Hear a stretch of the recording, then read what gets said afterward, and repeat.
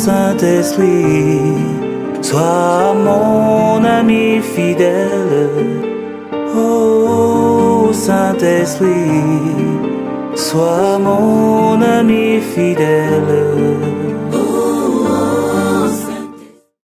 L'illusion vient souvent de la sensibilité, de l'imagination trop vive, du besoin d'être vu, parfois de l'ignorance de certains, du mensonge, de l'aveuglement ou des esprits d'égarement.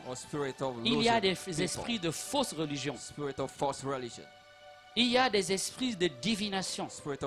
Il y a des esprits de mensonge. Il y a des esprits d'occultisme. Il y a même de faux esprits de miracles. Allez lire l'Apocalypse. Les faux prodiges. Voilà. Donc on ne peut pas s'arrêter là. Il faut discerner. Il faut de l'intelligence. C'est-à-dire qu'il faut lire derrière les choses, aller jusqu'au bout. Voilà. Si on s'arrête à l'aspect extérieur, on est foutu. On est foutu. Vous êtes fini. Amen. Amen. Donc nous venons de regarder les qualités de la personne, puisqu'on discerne. Il faut discerner aussi, discerner la personne elle-même aussi, voyez. Voilà. L'objet de la révélation.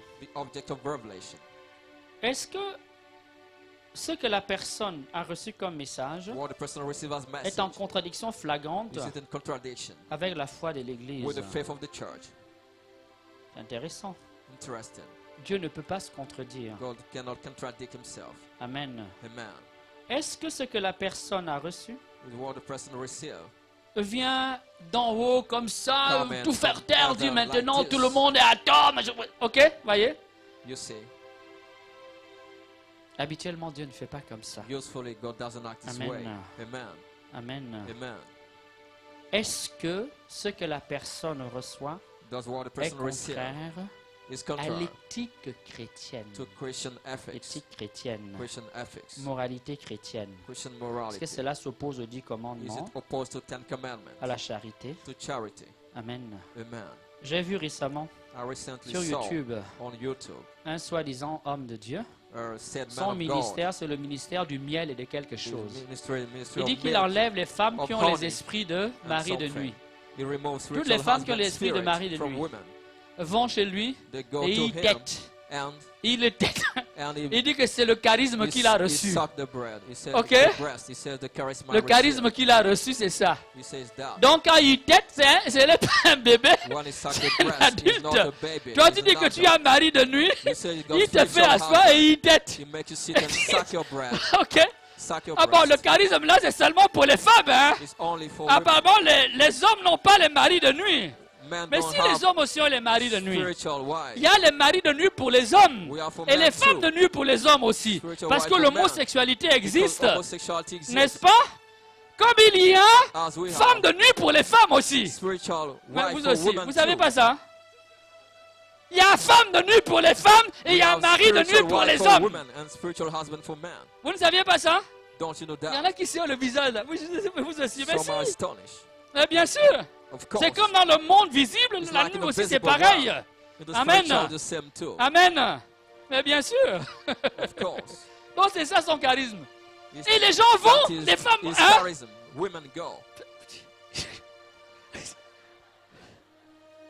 Non, sincèrement.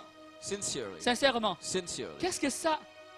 La morale élémentaire, la décence élémentaire est battue en brèche. Et le monsieur dit qu'il est homme de Dieu. Et vous venez devant lui. Et vous le... Hein? Là, on devrait le mettre dans d'autres pays, on le mettrait en tôle. Enfin, il y a quelque chose qui ne va pas. Hein? Moi, j'ai du mal à comprendre. Certains qui se présentent chrétiens, comme chrétiens. Amen. J'ai vu un autre, à une église comme ça, ils disent qu'ils ont reçu le charisme de tenir les serpents dans leurs mains. Donc ils élèvent les serpents. Et leur culte, c'est de venir, ils viennent, ils prennent les serpents, ils jouent avec, ils dansent, ils disent que...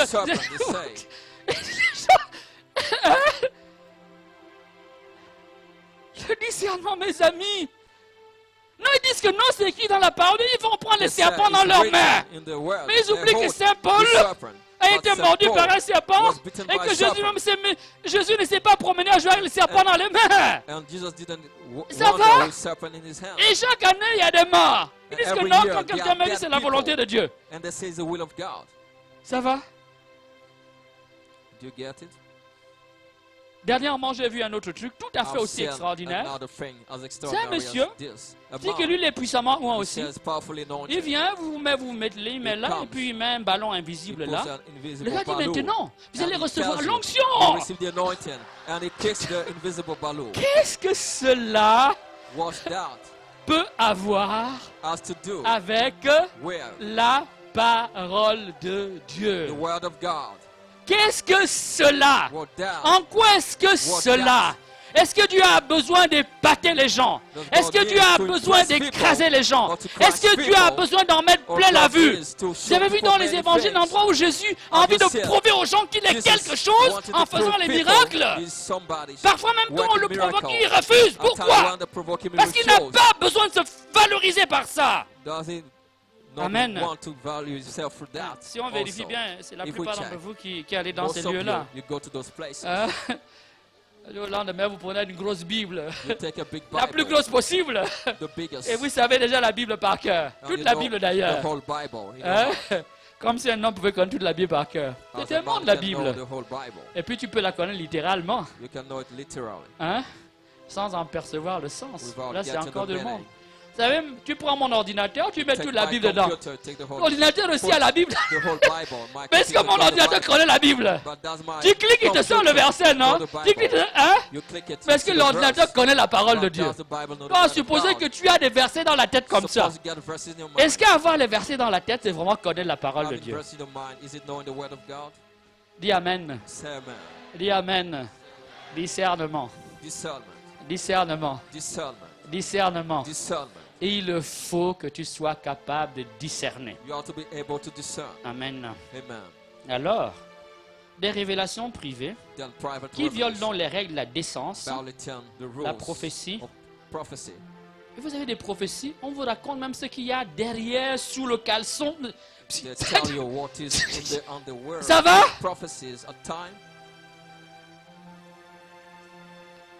Vous n'avez jamais entendu ce genre de prophétie là? Vous n'avez jamais entendu ça? Si encore on dit une maladie, on peut la dire de manière sobre. Mais on peut aller jusqu'à décrire la couleur du sous-vêtement, du sous-sous-vêtement. L'Esprit de Dieu. C'est l'Esprit de Dieu. Hein? Ça va? Ah, tu dis, mais oui, Dieu, là, Dieu m'a vraiment... Enfin, il y a quand même une question de pudeur. Dieu ne peut pas nous enseigner la pudeur et puis faire étalage publiquement de l'impudeur ou de l'impudicité. Ça vous va? C'est pas convaincant? Non. C'est pas assez convaincant. Hein? Alors je fais de mon mieux. Amen. Le burlesque, le ridicule, le manque de dignité, l'irrespect, l'immodestie, la violence, la nudité. Amen. Tout cela ne sent pas bon. Ça ne sent pas bon. Parce que Dieu nous respecte trop. Dieu nous respecte trop. C'est l'homme qui ne se respecte pas. Amen. Amen. J'ai même appris qu'il y avait l'imposition des pieds. J'ai même appris ça. Même dans l'Ancien Testament, l'imposition des pieds. Donc si tu as mal à la tête, tu te couches. Hein? Vous pouvez imaginer toute la suite. Hein? Le discernement. Le discernement. La foi s'adresse à l'être humain. Et philosophiquement parlant, l'homme est un animal rationnel. La foi s'adresse donc à l'être intelligent. Amen. Elle n'abrutit pas. Elle n'abrutit pas. Elle élève l'intelligence. Amen. On avance.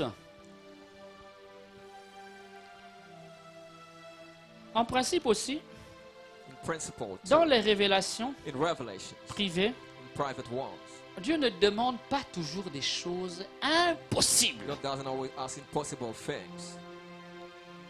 Ça peut parce que Dieu est capable de miracles. Mais il faut savoir a priori que des révélations impossibles sont suspectes. Du genre, Dieu m'a dit rassemble ton peuple, démonstration de puissance, vous allez traverser la lagune et briller.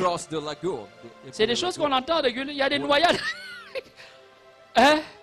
Le gars se tape le jeune avec tout son groupe qui ne sont plus capables de réfléchir. Et ils arrivent au bord de la lagune et ils se noient. Et chaque fois quelqu'un se noie, et ça continue quand même. Vous voyez? Est-ce que ça veut dire que Dieu ne peut pas demander quelque chose d'impossible? Il peut le demander. Mais quand il demande l'impossible, avant d'agir, prends conseil, discerne, réfléchit, mesure, pèse, sous-pèse. Il y a des décisions qu'un être humain ne prend pas à la légère. Dis Amen. Amen. Mais tu te lèves un matin, Dieu m'a dit je dois aller marcher sur la mer. C'est un truc qui est arrivé chez moi. Et les gens sont tellement... Parce que même le gars a failli ce moment-là de pécher. Ça n'a pas empêché que les gens continuent dans son église. Hein?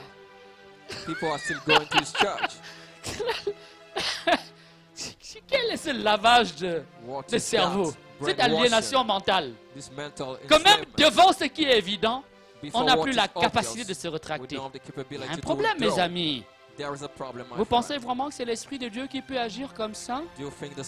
Dieu est tellement jaloux de la liberté de l'homme. Il nous a fait libres. Et là où est l'Esprit de Dieu, là est là. Dis Amen. Dis Amen. Dis Amen. Bon, on va avancer. Hein? Modérateur, ça va, c'est bon? Hein? On va avancer un tout petit peu.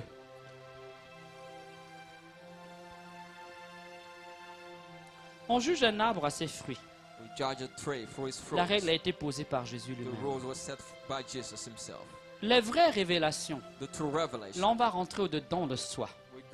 Quand on reçoit une révélation dedans de soi, okay, il y a un critère qu'on trouve dans toute la Bible, Ancien et Nouveau Testament, c'est que quand Dieu parle, il surprend l'homme, il pose d'abord au début la crainte.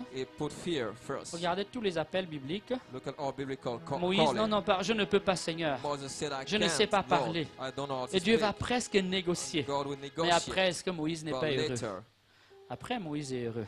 Regardez quand Dieu s'approche, Jésus s'approche de Pierre. La première réaction de Pierre, c'est la crainte. Je suis un pécheur, je ne peux pas. Regardez quand l'ange vient visiter la Vierge Marie.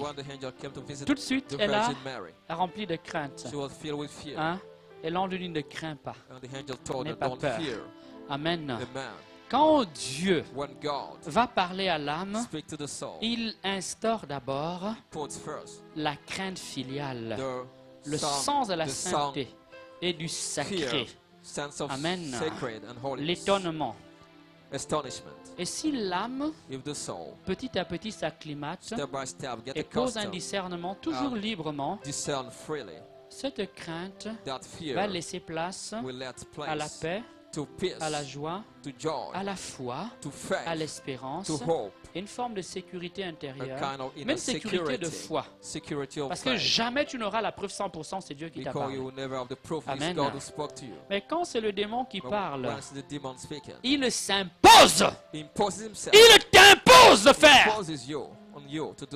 C'est au-dedans tellement brûlant, tellement violent, tellement que tu sens bien que tu ne... Hein? Il n'y a pas de liberté. Amen. On peut même disjoncter, on ne sait plus qu'est-ce qu'on dit. Ah mon père, je ne sais pas qu'est-ce qui m'a appris. J'ai commencé à parler. Tu dis mais est-ce que tu te souviens de ce que tu as dit? La personne se souvient pas.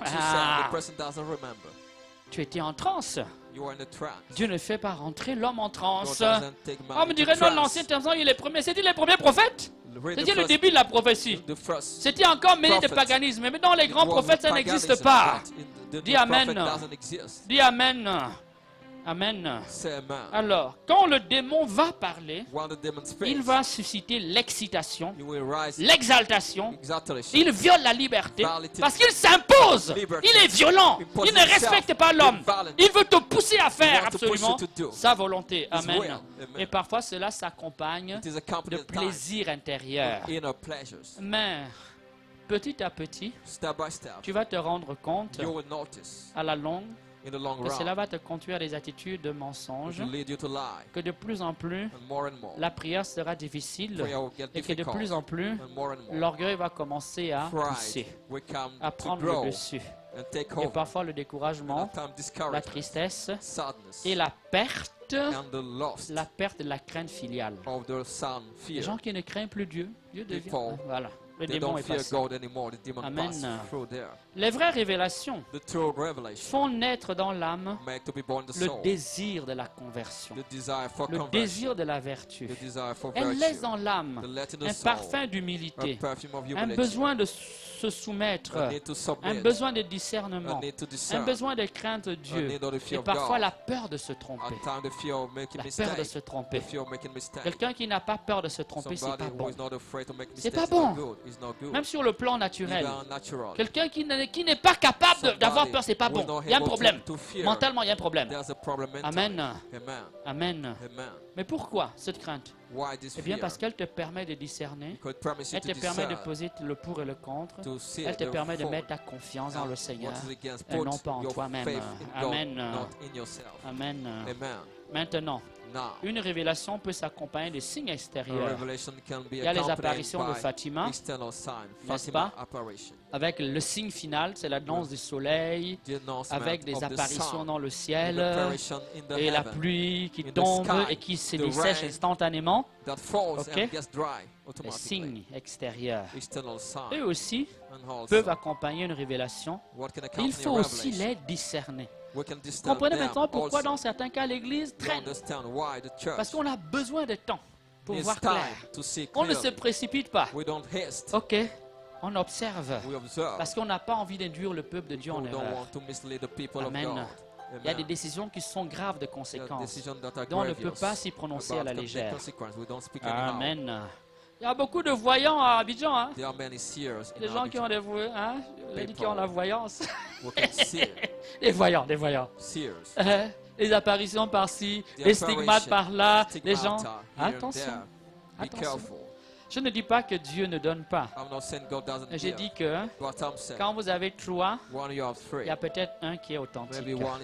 Parce que le démon a l'art de causer du faux pour embrouiller tout. C'est une stratégie démoniaque.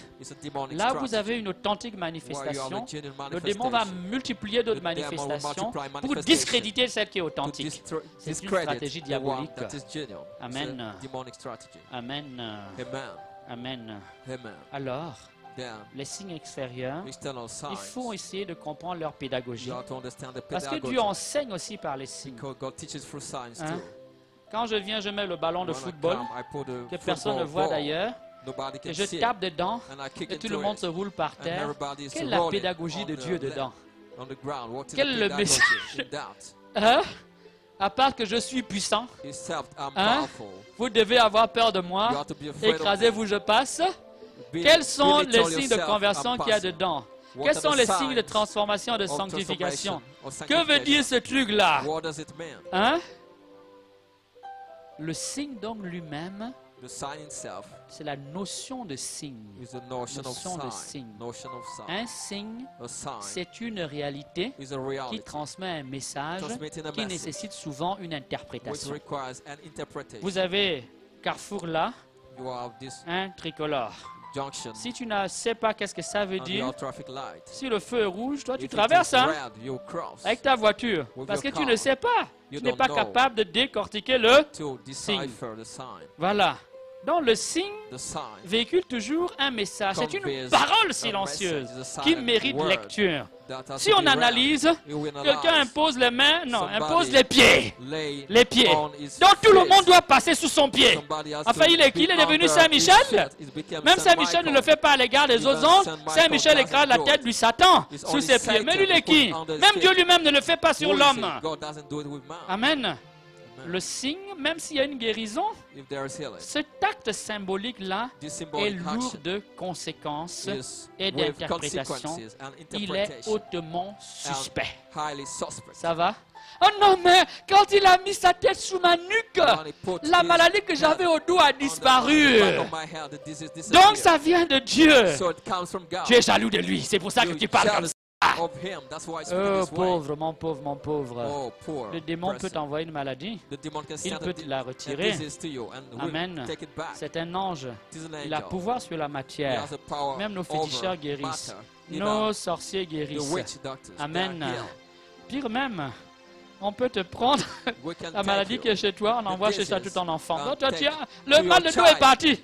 Mais tu vas voir qu'une semaine après, c'est ton enfant qui a mal à la tête. On n'arrive pas à expliquer le mal de tête. On fait tous les examens, on a déplacé le problème. C'est spirituel. C'est spirituel. Ça va? Dis Amen. Dis Amen. Tu veux entendre la suite? Encore? Bon, on va avancer. Hein? Le signe doit donc être conforme puisqu'il le sert un message. N'est-ce pas? Il faut qu'il y ait une conformité, une cohérence. S'il n'est pas cohérent, il y a quelque chose qui est bancal, ça ne va pas. Amen. Un lien, il doit servir la vérité. Amen. Amen. Alors, il faut savoir que dans les révélations privées, le vrai peut se mêler avec le faux. C'est-à-dire que le fond peut être vrai et la forme fausse. Comment cela est-il possible? Eh bien, cela est possible parce que le canal, s'il n'est pas pur, quand l'eau le traverse, il peut passer avec l'impureté du canal. Il n'est pas rare que dans nos robinets, l'eau ne sorte pas propre. Parfois, c'est dû à la tuyauterie. Ça veut dire quoi?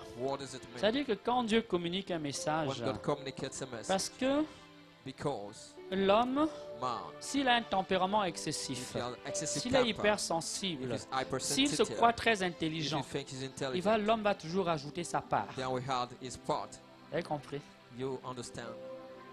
L'homme va toujours ajouter sa part. Toi, tu as reçu un mot. Jésus t'aime. Jésus t'aime. Il t'aime vraiment. Son amour est si merveilleux. Tu vas racheter, ok? Mais c'est pas si tout ce que tu rajoutes là, ça vient de toi.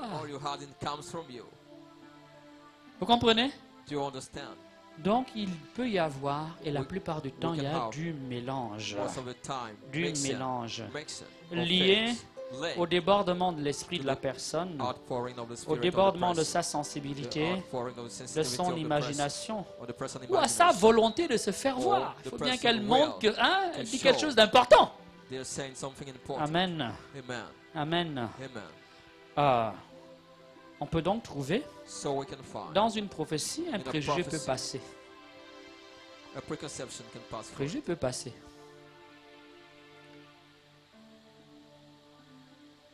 Parce que le vase, le canal, contamine le message qui le traverse. Le tempérament peut l'influencer. Le savoir de la personne.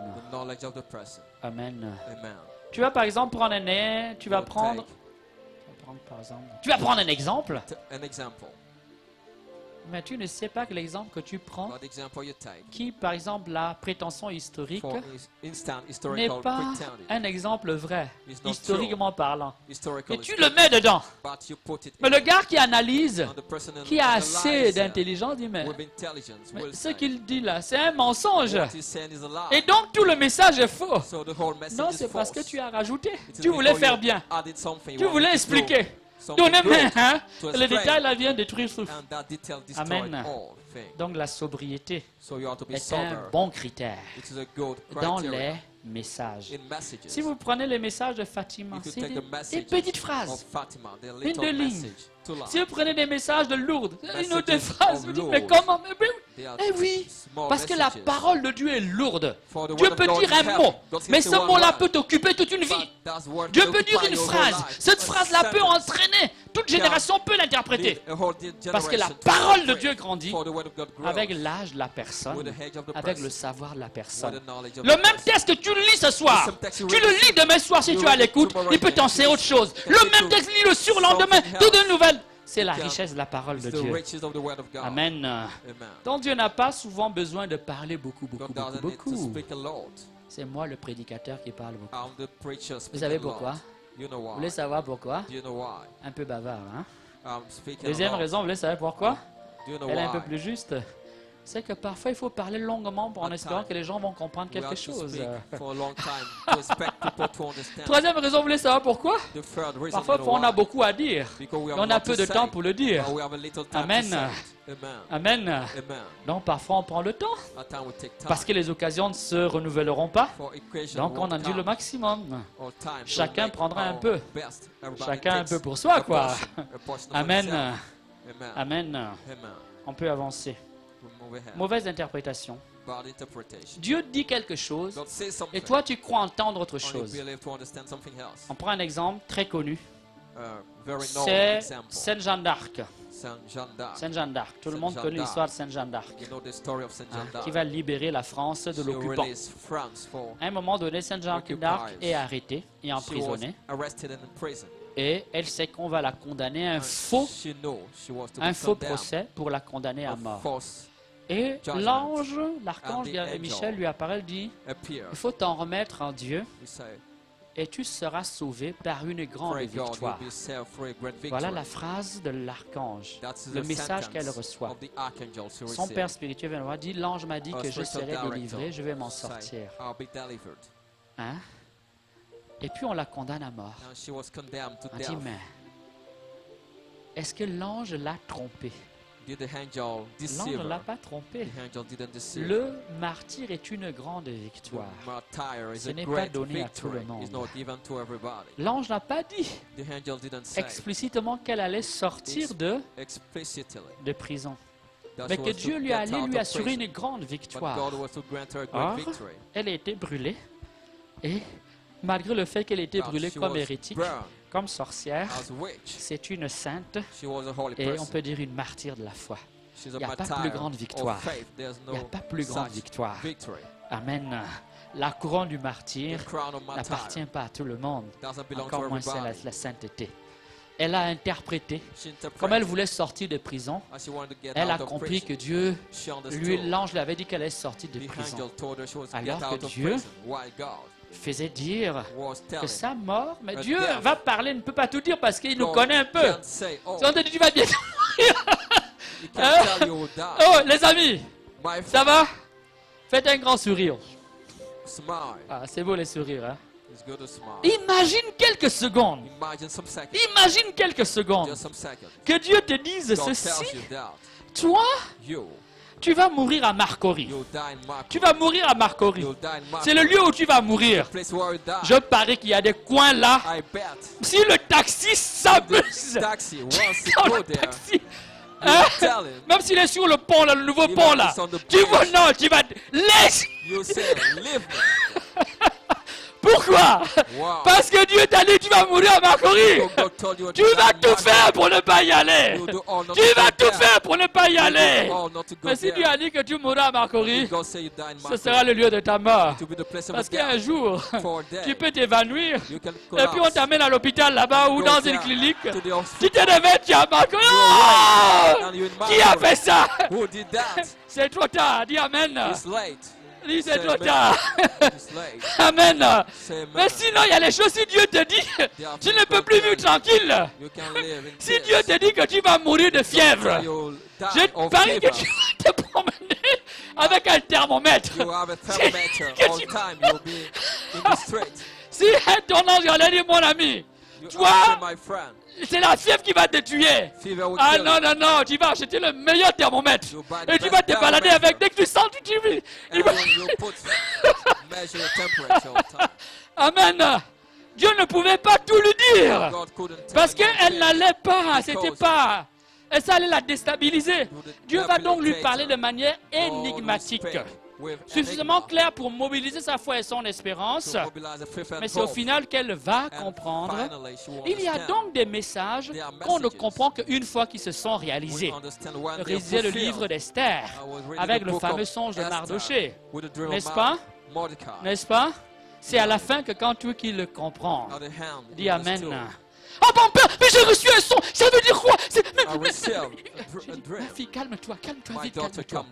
Le songe veut dire quoi? Je réfléchis, je prie un peu. Ah, parfois je n'ai pas de réponse. Ben, je suis un homme honnête, je n'ai pas réponse à tout. Je dis, vas-y, priez. C'est Dieu, c'est lui qui, c'est toi qui t'as parlé. Moi j'ai essayé, il ne me fait rien comprendre. J'ai réfléchi, j'ai utilisé ma tête, je ne comprends pas. J'ai prié, je ne reçois rien. Va prier, peut-être que Dieu te donnera. Mais sache que si Dieu t'a parlé, il peut sceller le message. Moment opportun, il te fera comprendre. Donc ne panique pas. Inutile de t'emballer, d'aller dans tous les sens. Prie, sois fidèle à ton Dieu.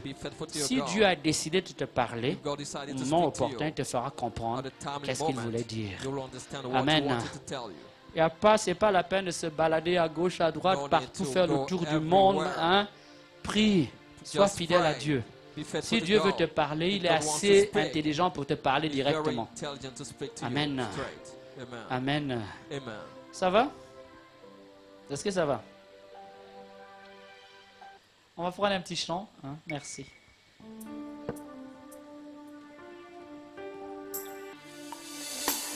L'Esprit de Dieu est présent dans son sanctuaire. Louez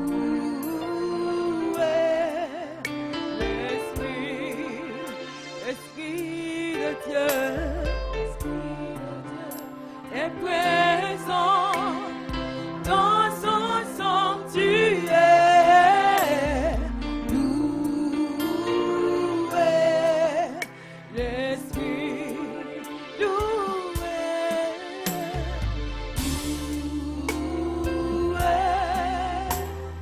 louez,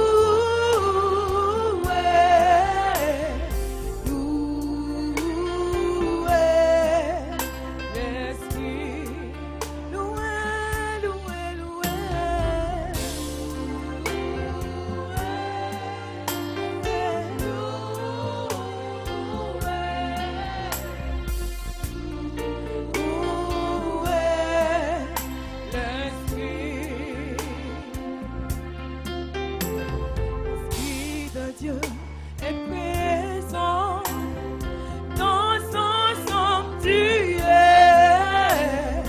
Louez l'Esprit. L'Esprit de Dieu est présent dans son sanctuaire.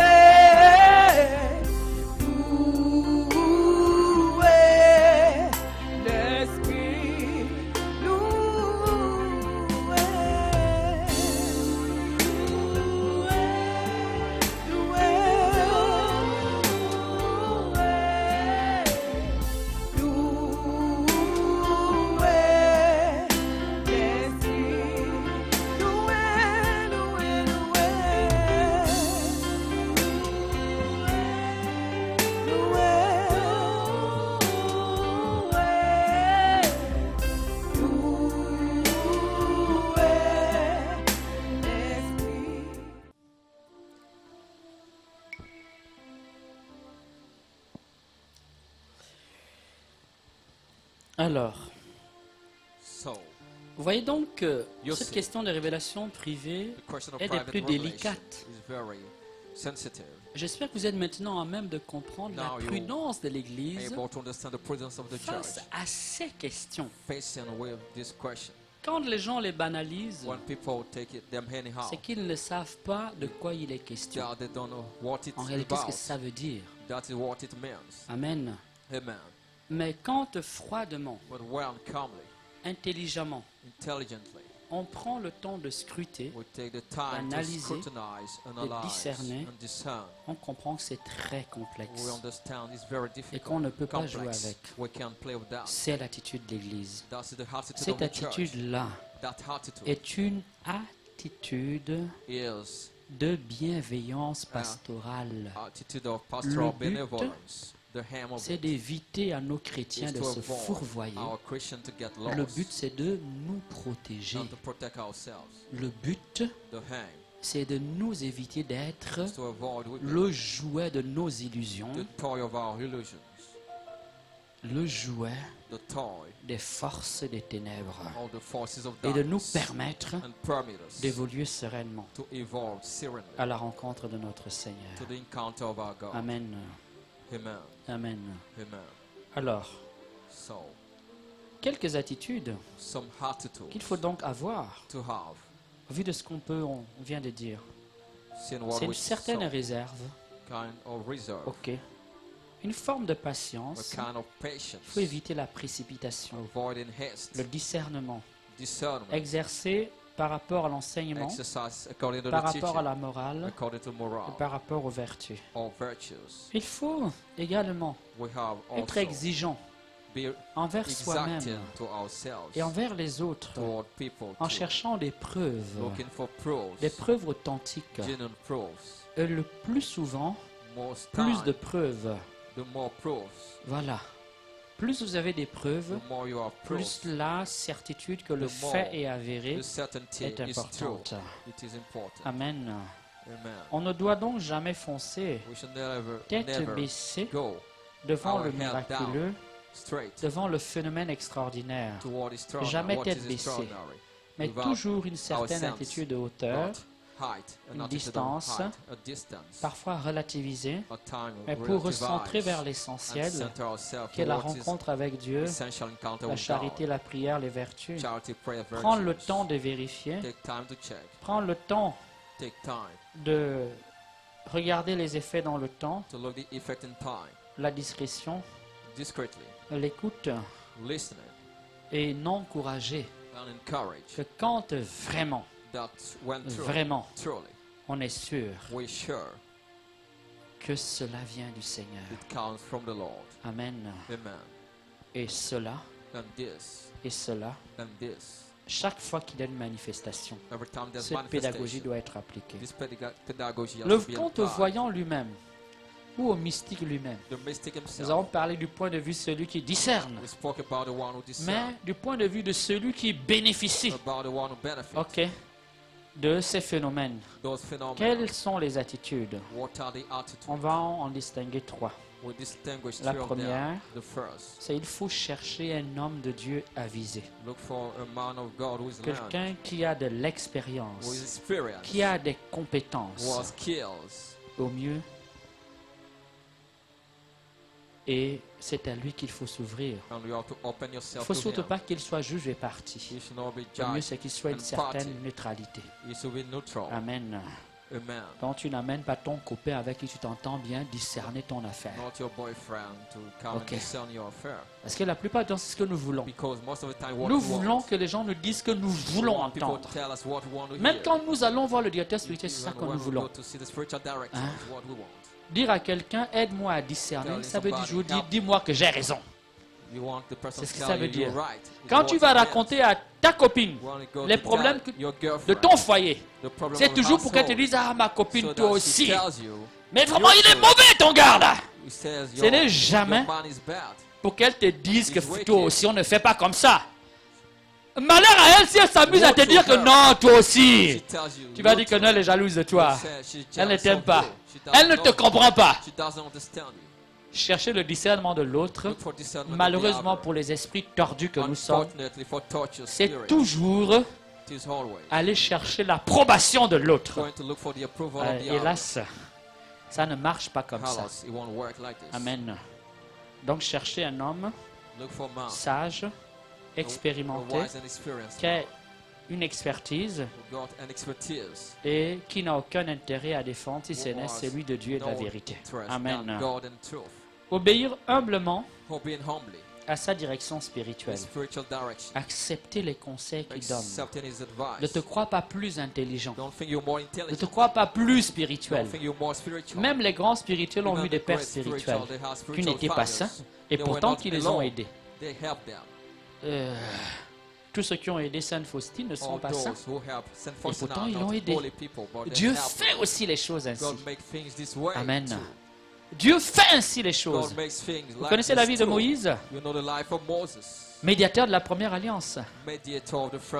Il a toutes les révélations. Il est avec le peuple, il conduit le peuple. Il faudra, on a presque envie de dire un païen, Jéthro son beau-père. Vous dites, mais oh grand Moïse, très grand homme de Dieu. Ce n'est pas comme ça que tu dois gérer le peuple. Tu ne vas jamais t'en sortir. Vous avez compris? Quelqu'un qui n'a fait... C'est lui qui vient de le bon conseil. Mais comme Moïse était l'homme le plus humble de la terre. Amen. Et quelqu'un qui aimait la vérité. Il a écouté le conseil de son beau-père, qui me semble-t-il était un païen, et c'était un bon conseil. Amen. Car Dieu peut nous parler même par nos ennemis. Amen.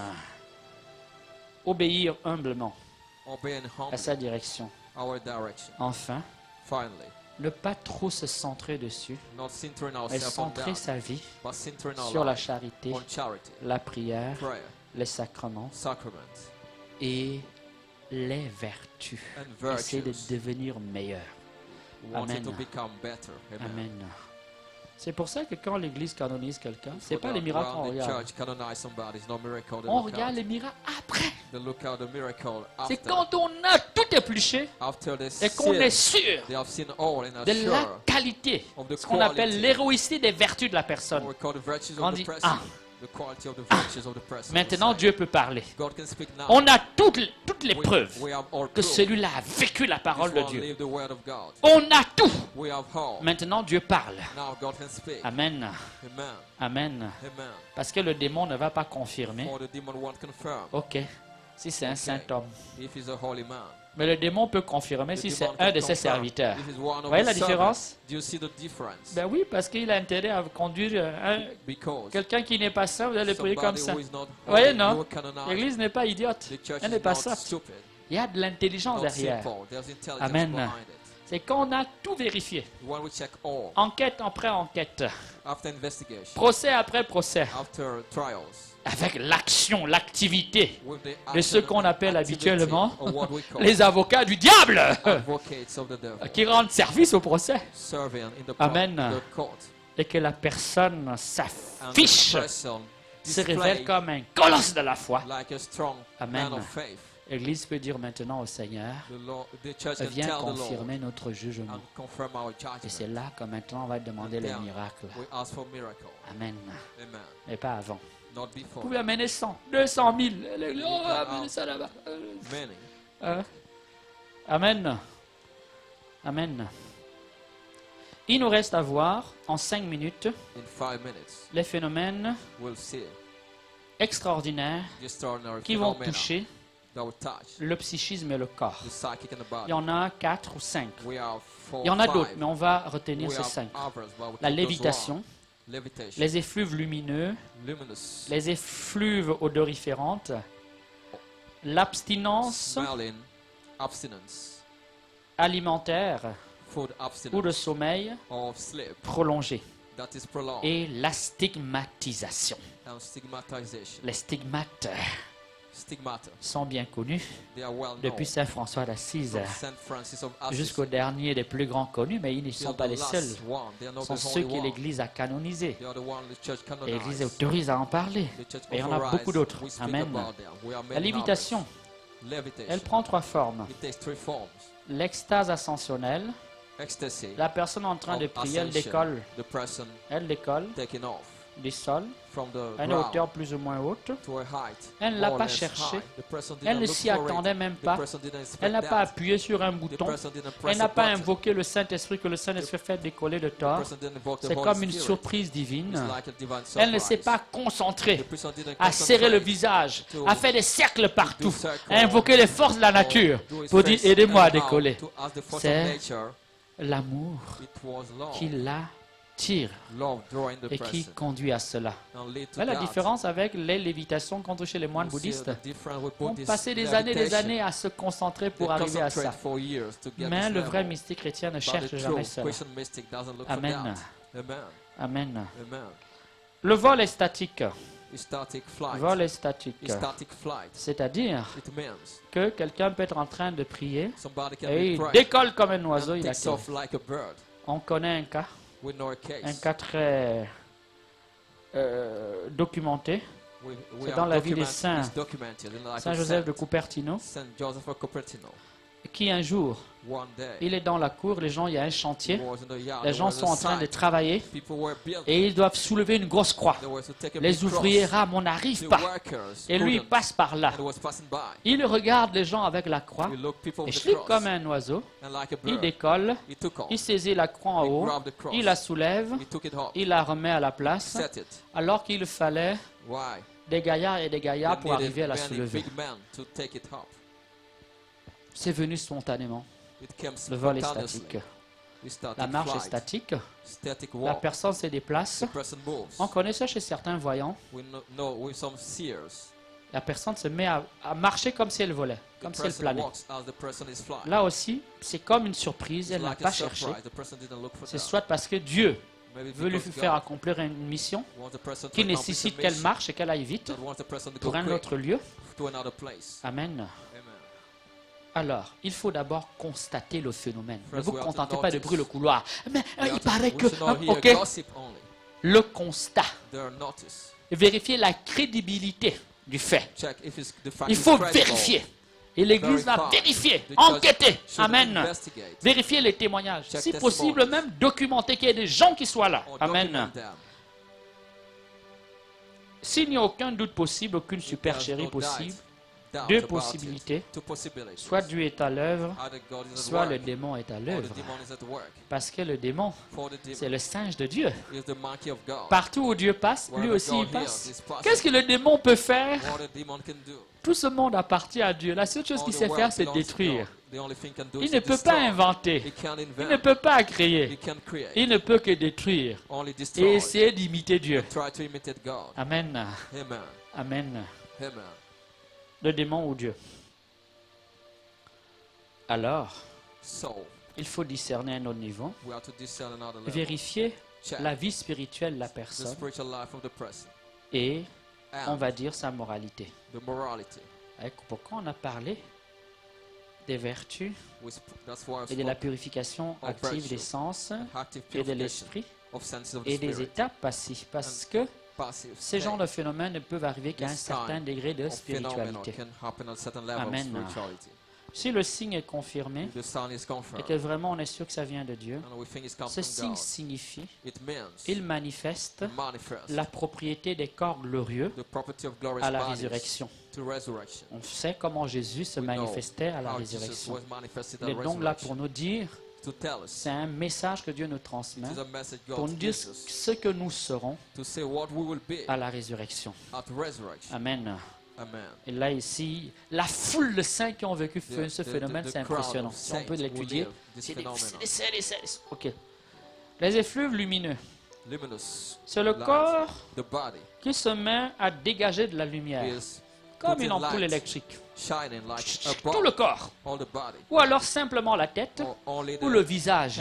Un peu comme Moïse qui descend du Sinaï. Son visage devient, on est obligé de couvrir. Donc le phénomène est attesté bibliquement. Jésus va vivre la même chose sur le mont Tabor, la transfiguration. Certains saints peuvent le vivre avec des degrés plus ou moins forts. L'un des cas que je connais, les plus puissants, c'est le cas de Mère Yvonne Aimée de Malestroit, une très grande mystique qui a vécu la période du début du XXe jusqu'après la Seconde Guerre mondiale. Elle, c'était son cœur qui s'allumait. Elle pouvait se lever, le cœur s'allume, puis une grande lumière, un peu comme sur l'icône de Jésus miséricordieux là. Elle passe dans le couloir, tout s'éclaire. Amen. Amen. Les effluves lumineux, la tête ou tout le corps. Là encore, il faut toujours constater le fait qu'il ne s'agit pas de oui dire, ok, et vérifier la moralité et la spiritualité de la personne. Parce que le démon peut reproduire certains phénomènes. Donc il faut vérifier et discerner. Amen. Amen. Mais naturellement, un être humain ne peut pas se mettre comme ça à faire de son cœur une torche. Il faut qu'il y ait des esprits. Parce que l'esprit a un pouvoir sur la matière aussi puissant que celui que l'homme a sur la matière et sur les animaux. Vous imaginez, aujourd'hui, on peut casser, disséquer, aller jusqu'à la bombe atomique. L'homme peut faire ça. Mais l'intelligence angélique est supérieure à celle de l'homme et au-dessus largement. Elle domine non seulement l'esprit humain, mais la matière. L'homme peut domestiquer l'animal.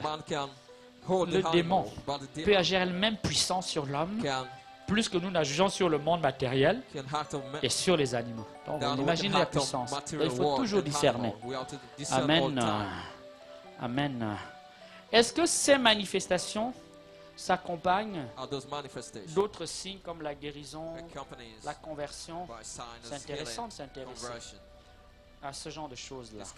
Si le signe est confirmé, authentifié, ça veut dire qu'il manifeste la lumière dont nous serons revêtus à la résurrection.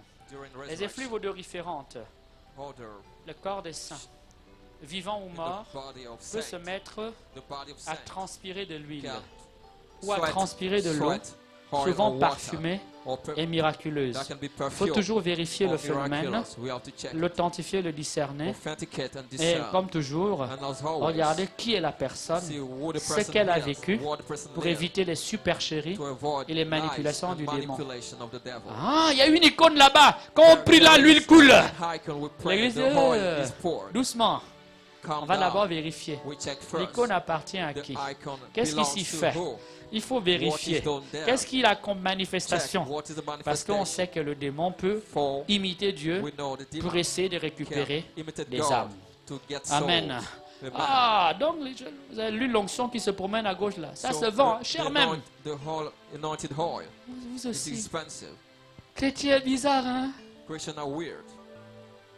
Il y a même l'huile de Saint-Michel. Je ne sais pas depuis quand l'huile Saint-Michel a l'huile, le parfum même. Hein? Vous connaissez l'usine? Où est son usine? Il fabrique le parfum.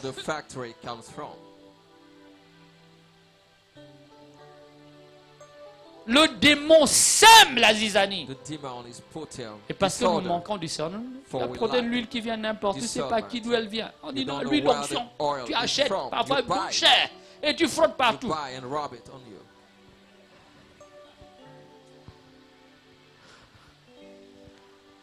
Amen. C'est le meilleur moyen de se faire envoûter. Effluves odoriférantes. Le corps peut dégager de l'eau, de l'huile, des parfums inconnus. Ici, il faut bien vérifier. Parce qu'on peut être là et puis le fleur là dégage le parfum. Bon, c'est synthétique. Là, c'est un miracle. Sauf si on a mis du truc au-dessus, non? Vous voyez, non? Il faut toujours vérifier. Et puis vérifier la vie de la personne et les conséquences. Amen. À ce moment-là, si le signe est confirmé, nous avons la bonne odeur du Christ, la bonne odeur des vertus. Amen. L'odeur de sainteté. Ce qu'on appelle l'odeur de sainteté, ce n'est pas si abstrait que ça. Ça peut prendre des formes concrètes. L'abstinence prolongée dans la nourriture et dans le sommeil. Amen. Matt Robin a vécu une quarantaine d'années sans manger. Elle ne mangeait que l'Eucharistie. Je connais un évêque ici en Côte d'Ivoire qui a rendu témoignage du fait. Monseigneur Maurice Conan Kwasi. Il était jeune prêtre, il va à Châteauneuf-de-Galard. On lui dit qu'il faut aller donner la communion à la mystique Matt Robin, fondatrice des foyers de charité. Il y en a en Côte d'Ivoire. Il dit, j'amène la communion. Au moment où je vais donner la communion, la communion quitte. ma main, toute seule et rentre dans sa bouche. J'ai dit, mais Amen. Amen. Jésus connaît. Vous voyez là? Jésus connaît hein, ça. Ah non, il y a un endroit là-bas, les hosties sont attachés au mur. Oh, hostie! C'est le sacrement de Jésus-Christ. Non, il y a l'onction, les hosties apparaissent, et puis après ça se colle au mur. L'hostie. Le très saint sacrement, le seul sacrement qui contient le corps, l'âme, la divinité de Jésus-Christ. Il apparaît quelque part et l'hostie prend, elle se colle au mur, elle se colle à l'âme, elle se colle au sol. Et vous dites que c'est Jésus?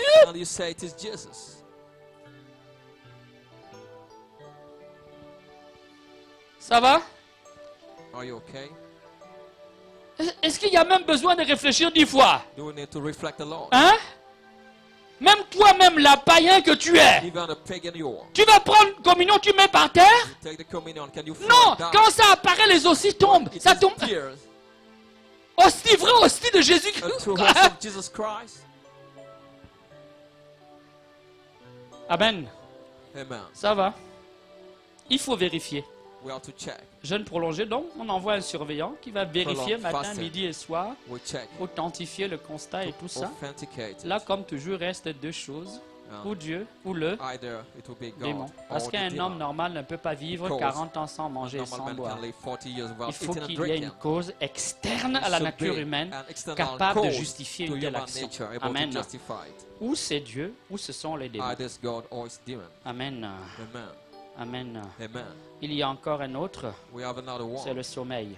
Il y a des saints qui ne dormaient pas. Ce n'était pas des insomniaques. C'était pour les besoins de la mission. Sainte Catherine de Ricci dormait 1 heure toutes les semaines. Tout le reste du temps, elle priait. Elle s'occupait des... 1 heure. Elle n'était pas fatiguée, elle n'était pas malade, elle n'était pas nerveuse comme les insomniaques, elle ne tournait pas en rond. Mais Dieu a donné une grâce pour qu'elle puisse vaquer plus à la prière. Parce que de temps en temps, pour compenser la paresse spirituelle de notre monde, Dieu va susciter une âme, va lui faire la grâce pour pouvoir prier pour les autres. Amen. Amen. Ça va? Donc là aussi, c'est une autre manifestation surnaturelle. Le processus de discernement reste exactement le même. La stigmatisation. Tout le monde aime les stigmates. Ça va? Est-ce que vous connaissez les stigmates? Ou les stigmatisés, pardon. Vous les connaissez?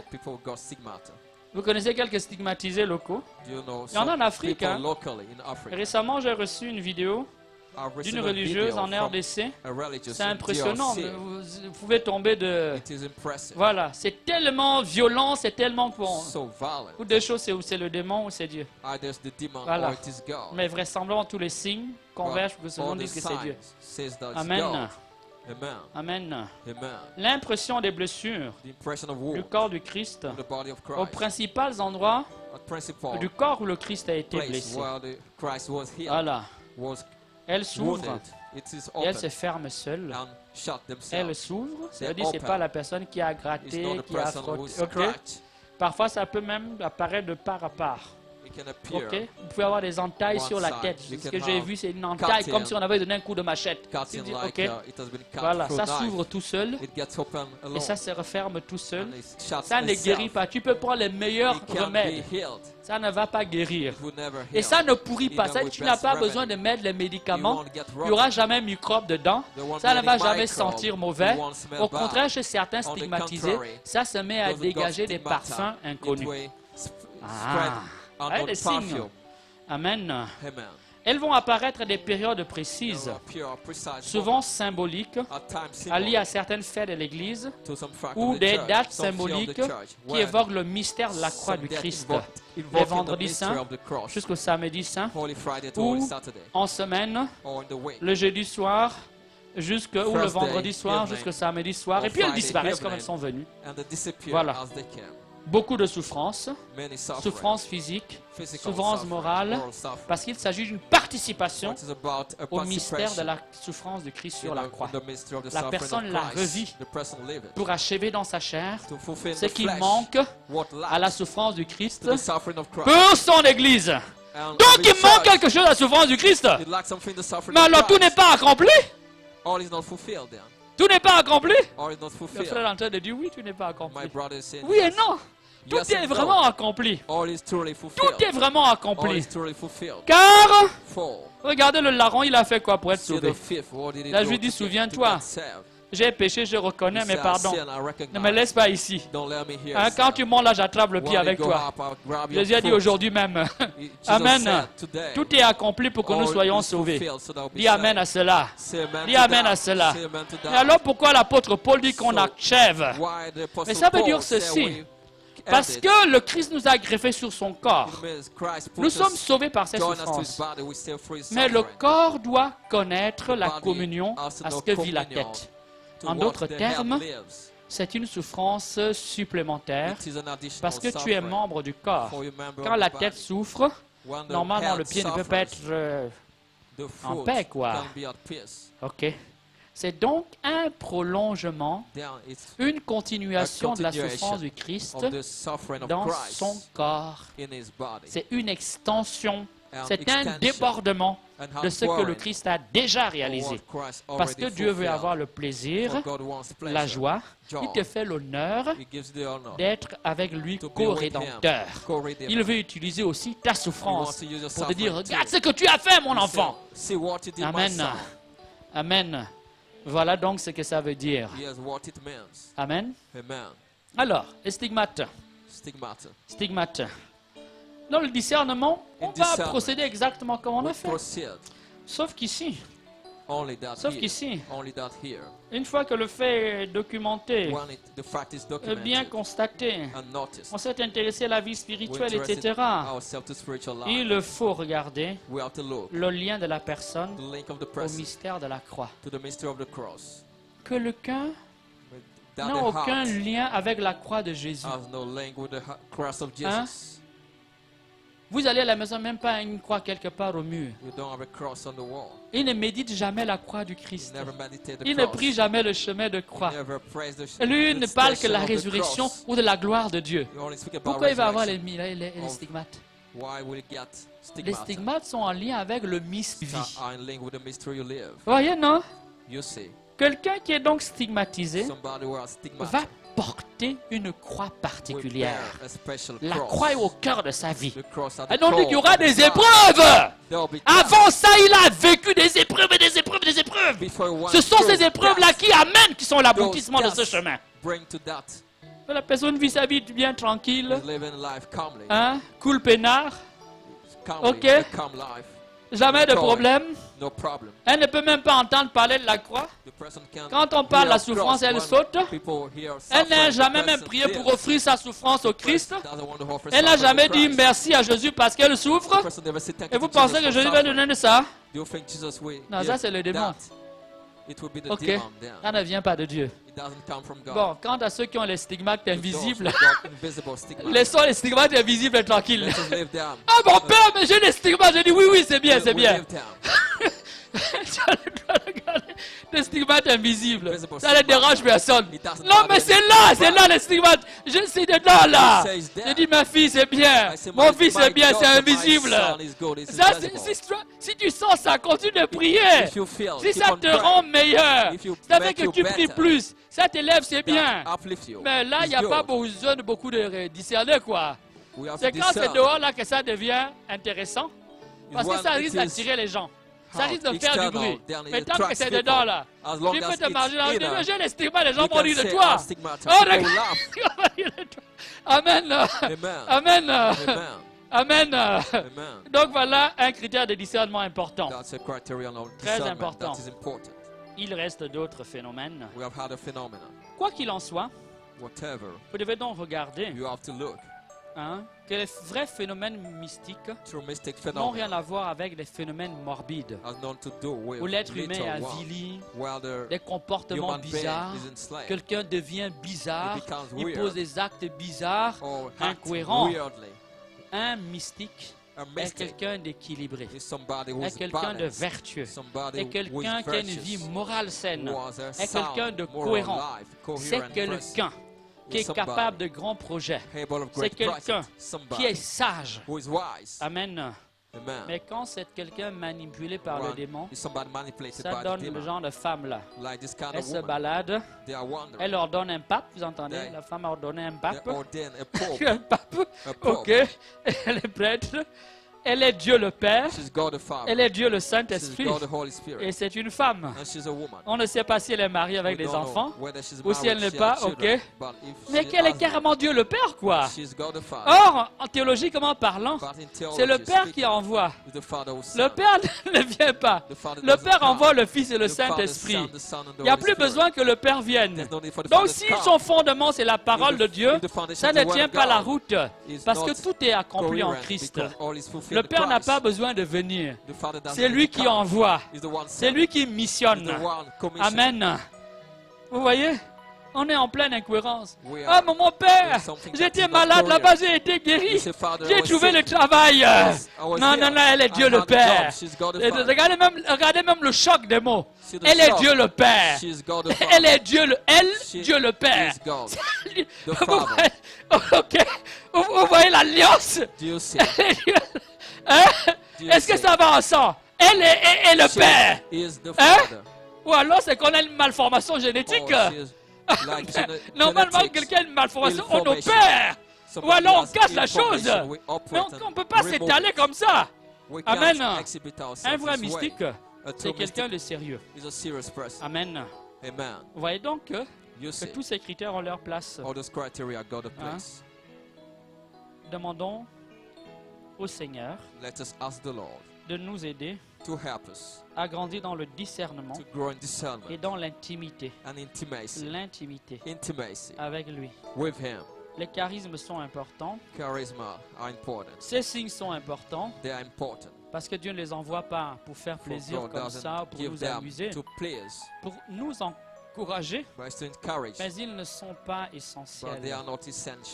L'essentiel, c'est la sainteté qu'il nous faut rechercher à tout prix, car sans elle, personne ne verra Dieu. C'est pour cela qu'il nous faut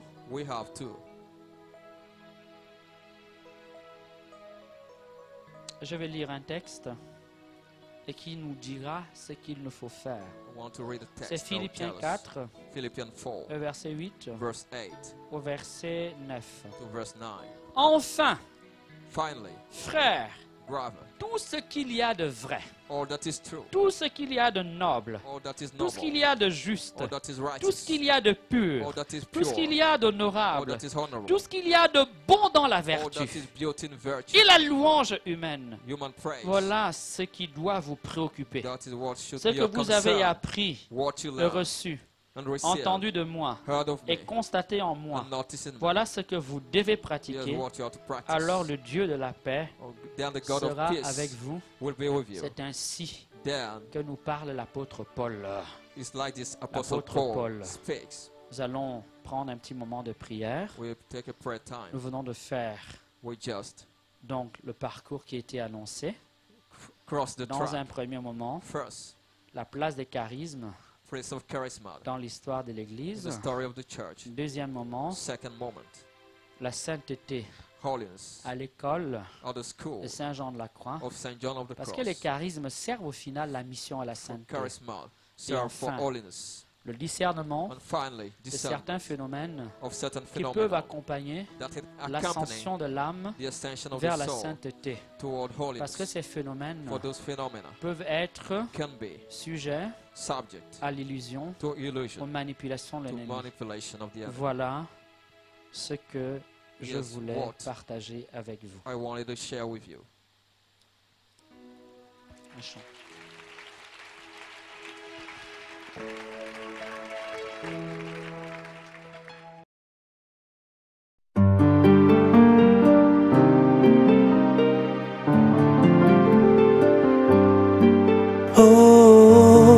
Saint-Esprit, sois mon ami fidèle. Oh Saint-Esprit, sois mon ami fidèle.